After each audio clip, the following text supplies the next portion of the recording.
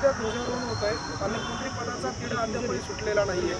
नाशिकचं ध्वजारोहण गिरीश महाजनांकडे, तिकडे रायगडचाही तेच परिस्थिती आहे. माझ्या हातात नाही आहे ना, तुम्ही सोडवलं असतं.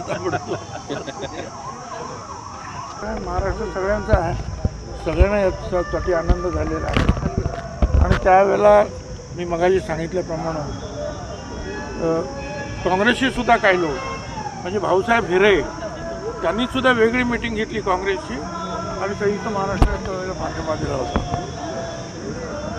पण आणि सगळे बाकीचे पक्ष जे आहेत एकत्र होते, लिडर्स सगळे एकत्र होते. महाराष्ट्र सगळ्यांचा आहे, त्यामुळे जे काय थोडं नेते आहेत त्यांना बोलावणं हे काही चुकीचं नाही. त्यांना वेळ असेल, शक्य असेल तर निश्चितपणे येते. साहेब आपल्या करण्याची आहे, त्याच्यासाठी संपूर्ण महाराष्ट्र एकवटला पाहिजे. त्यासाठी राष्ट्रवादी काँग्रेसने हा कार्यक्रम आखलेला आहे.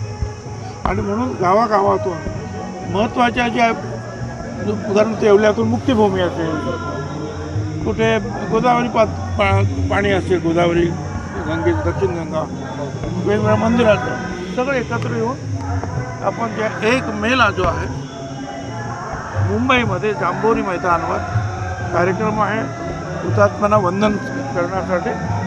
उपमुख्यमंत्री अजित पवार, गडकरी, प्रफुल्ल पटेल आम्ही सगळे असणार आहोत.